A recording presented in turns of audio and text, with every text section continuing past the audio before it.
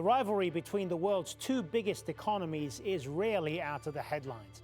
China continues to challenge the United States for global dominance. So as we enter 2026, are we at the dawn of the Chinese century? I'm Hazem Sika, and this is the Newsmakers.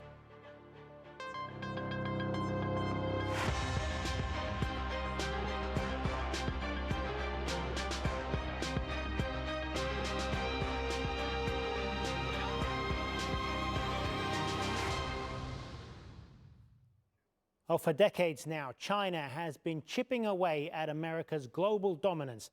The United States still leads the way in economic, military, and technology might. China has been closing the gap. And as we close the book on the first quarter of this century, we look at what the next 25 years might look like in this global two-horse race. Is China's rise to the top inevitable? From innovation to global partnerships, Beijing is steadily cementing its status as a major world power. It's already the largest trade partner of South America, Africa, ASEAN, and much of the Middle East. Its Belt and Road Initiative continues to expand with billions of dollars in investments all around the world. And while US President Donald Trump's tariff war has created uncertainty, Beijing is trying to seize the moment, positioning itself as a reliable partner. I think the likely outcome is that China will become the largest trading nation, and the economy will be trading more with other nations, and US may be suffering in the end, or become more isolated. In many critical sectors, China is already ahead of the US. It holds a strong grip on rare earth minerals, vital for technology and defense, controlling 62% of their production and 92% of the processing. China also leads the world in solar power, manufacturing 85% of all solar panels. Its electric vehicle industry is now a global frontrunner. And thanks to massive state investment, China's AI, semiconductor, and robotics industries are just behind those of the US. You're talking about modernization, you're talking about innovation, and you're talking about high leveling opening up.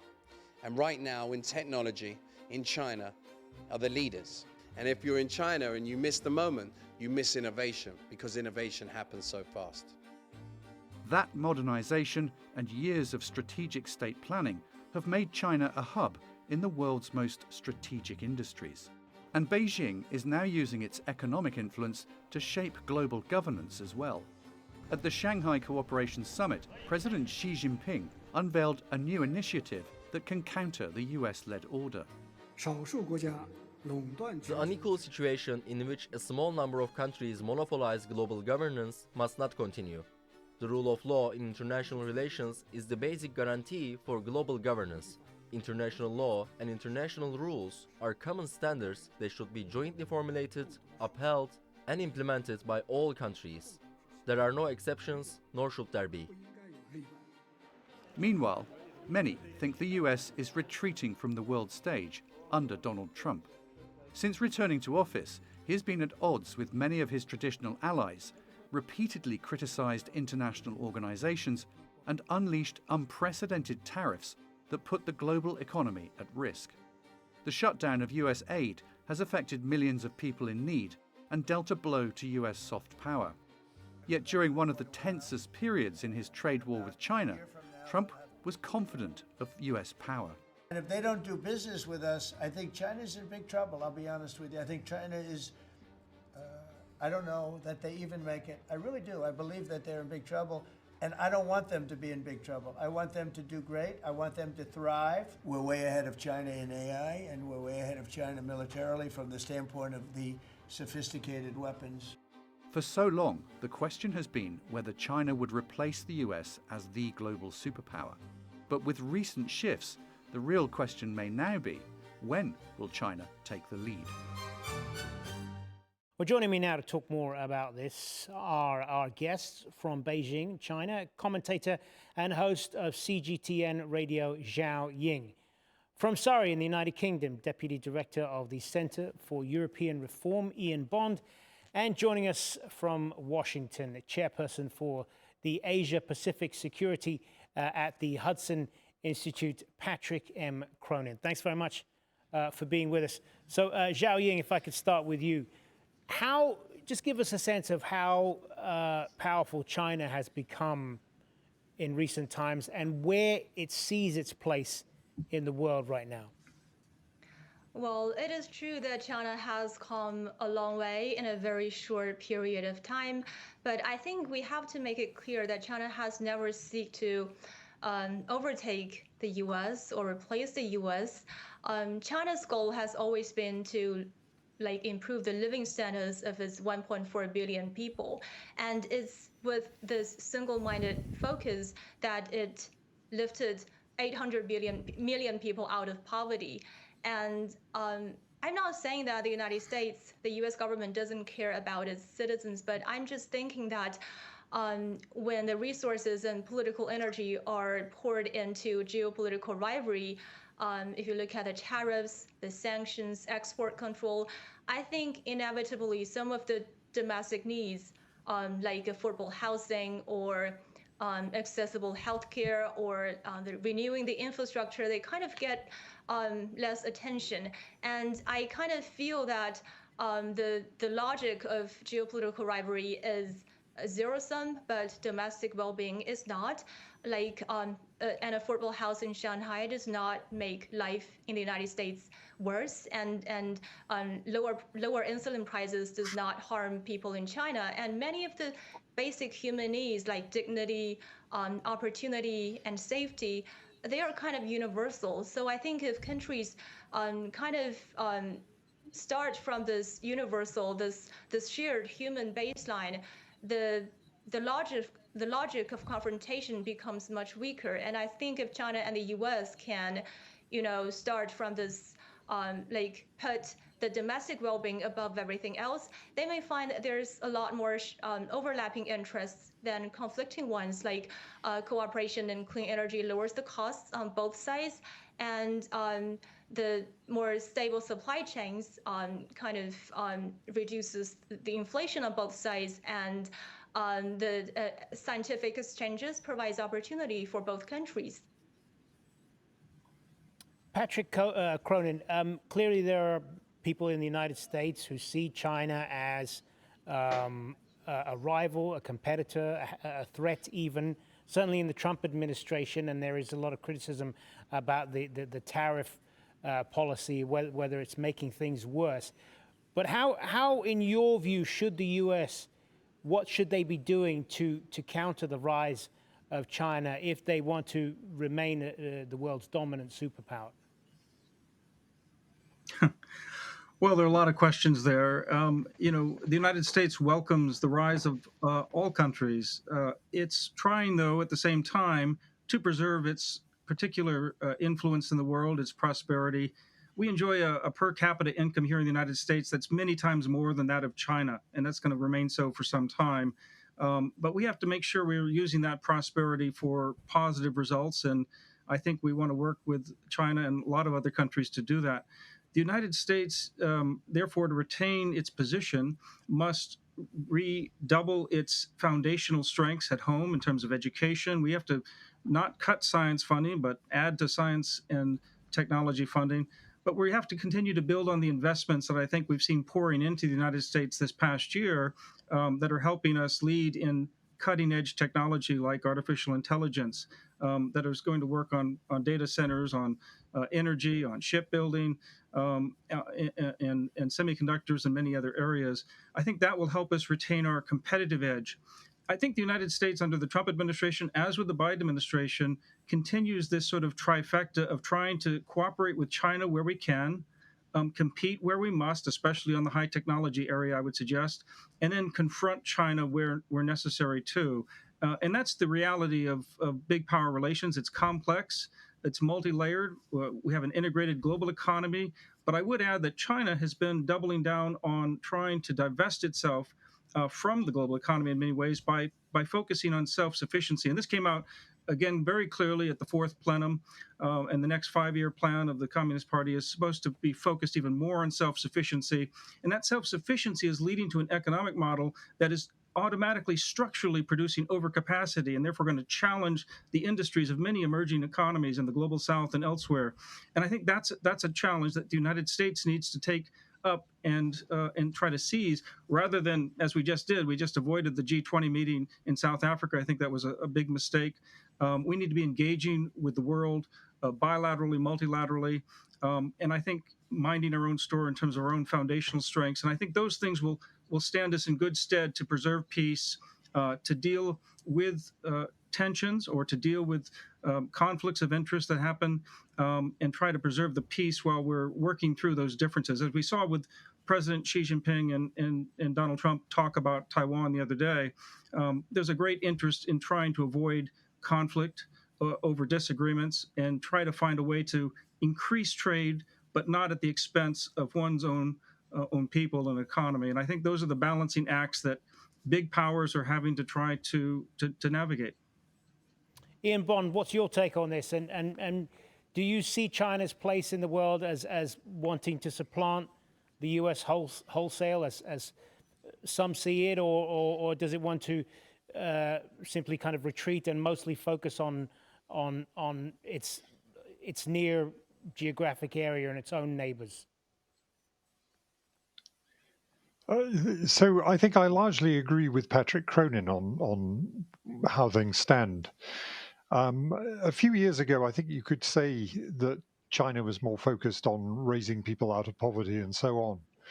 But when you see the rate at which the Chinese Navy is increasing in size and, new aircraft carriers being launched, that looks like the instruments of power projection. It doesn't just look like China prudently defending its immediate territory. And if one looks at the fact that China alone of the nuclear weapons holding states is significantly building up its nuclear stockpile at the moment, you start to wonder what exactly are the ambitions of China under Xi Jinping. He's talked about having a world-class armed forces, and that's fine. But for the rest of the world, they want to know, what is that for? And from an economic point of view, I think Patrick is right to talk about the issue of self-sufficiency. It's not just a problem for emerging economies. For Europe too, the fact that China has the capacity, for example, to supply more than half of the world's total demand for cars is a threat to European manufacturers in an area where hundreds of thousands of people in the European continent are employed. So I think there are some things going on in China that really worry the rest of the world. All right, let's put some of that to Zhao Ying about what exactly China's ambitions are here, and this idea that many people outside of China are concerned about the direction it's going in.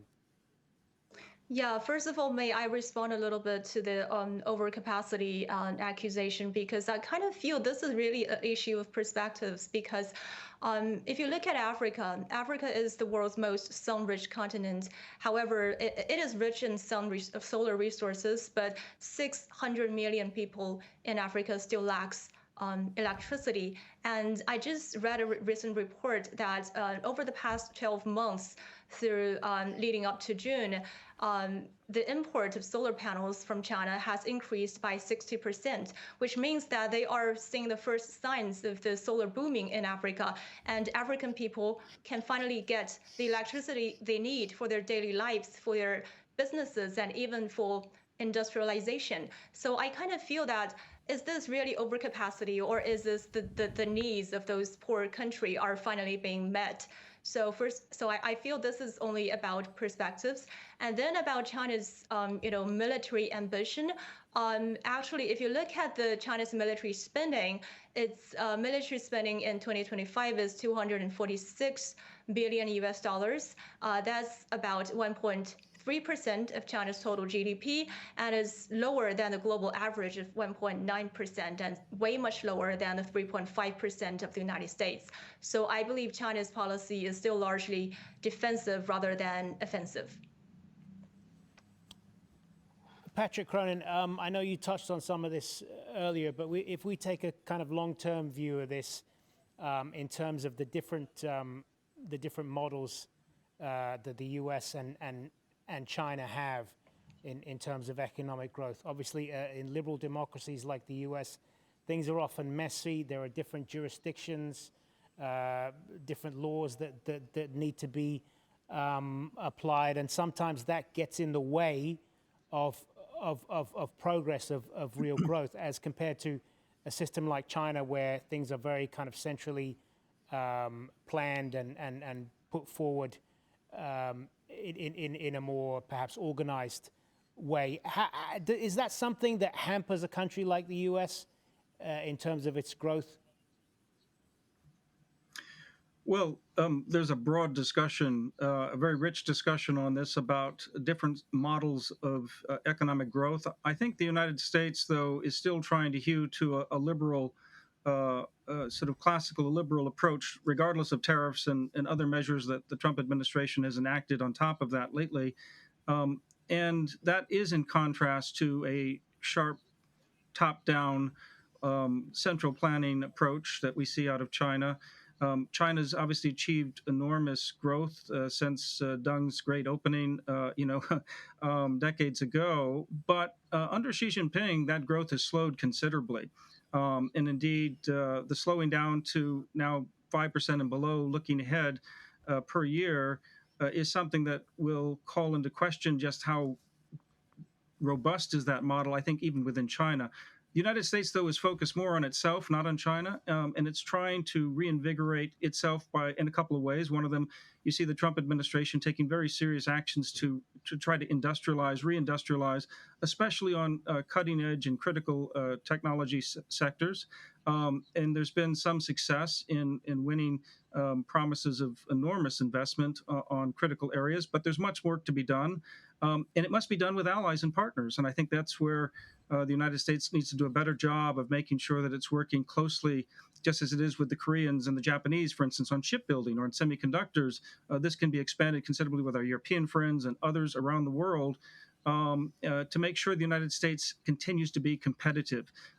So regardless of the model being centrally planned or more laissez-faire, there's plenty of room here to improve our own competitiveness, including, as I mentioned in the beginning, foundational educational research and development sort of expenditures and funding.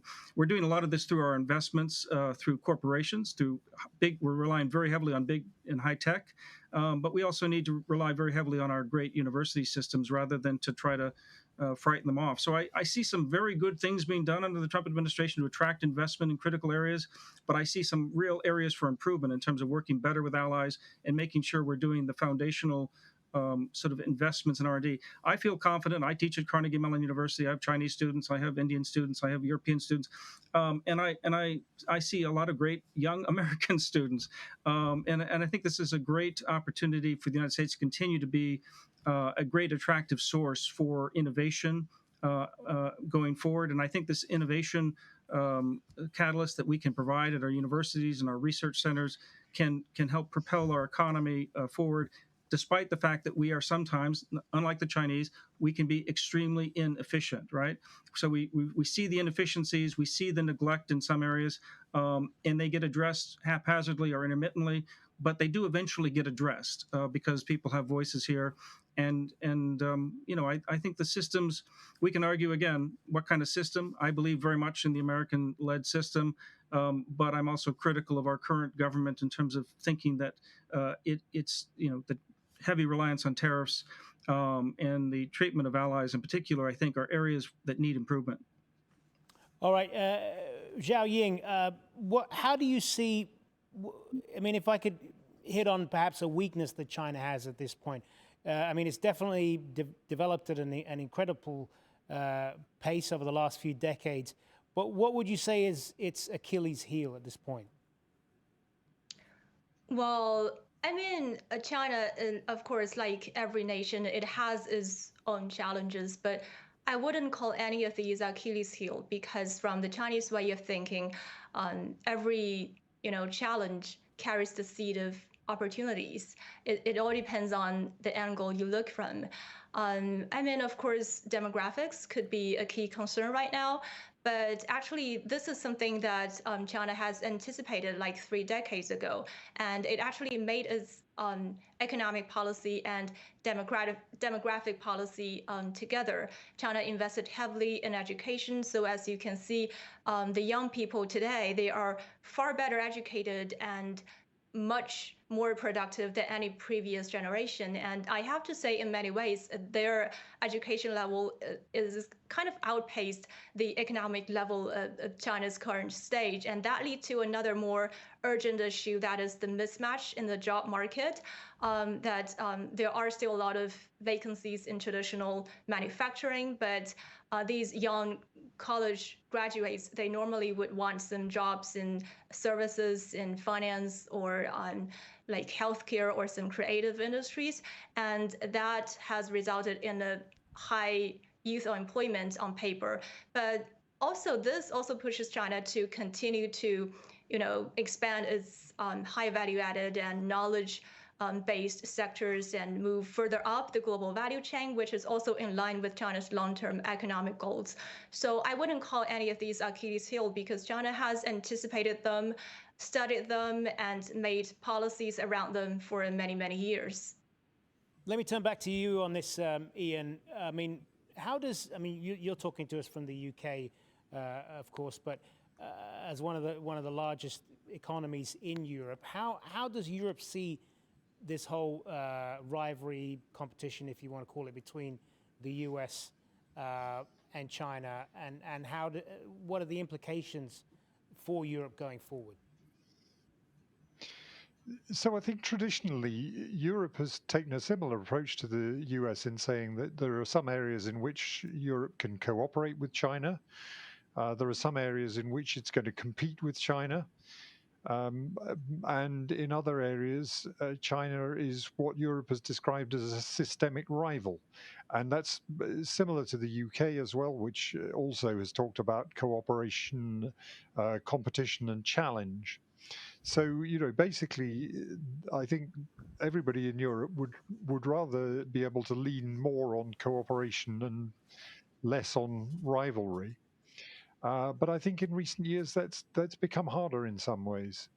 I mean, if one looks at this overcapacity issue, the fact is that China's trade surplus is one of the greatest surpluses that the world has ever seen. China is basically driving a lot of other countries out of business with the surpluses that it's running. That's probably not good actually for the Chinese economy because it results in ending up with a lot of money which has to be invested sometimes in not the most productive ways. But it's certainly not very good for the rest of us. And so I think for Europe, we do see areas where we can cooperate, and combating climate change is certainly one of those. But we would like to see a more level playing field, and we don't see any sign in the policies of the Chinese Communist Party at the moment that that's an ambition that China shares. Patrick Cronin, one of the things I think you touched on in your previous answer is the diversity that we see in the United States. The different the students that you had in your school, for example, and this is in many ways seen as one of America's strengths, is its diversity, and the other thing is its technology industry and its ability to attract so much talent from around the world to continue to work within that tech industry. I mean, this is kind of America's biggest currency, if you like. It's what's driving the economy there. Isn't the Trump administration kind of shooting itself in the foot in this area with the tighter immigration policies and hurting America's ability to attract all of this talent? Well, yes, but then I deal with the world, and so I have to then turn to Middle America and explain to my fellow Americans why this is important to preserve our connectivity with the world in such a robust way, even if it's hampered economic growth in towns in Middle America. And the answer is that we need to have a balance. We do need better border control.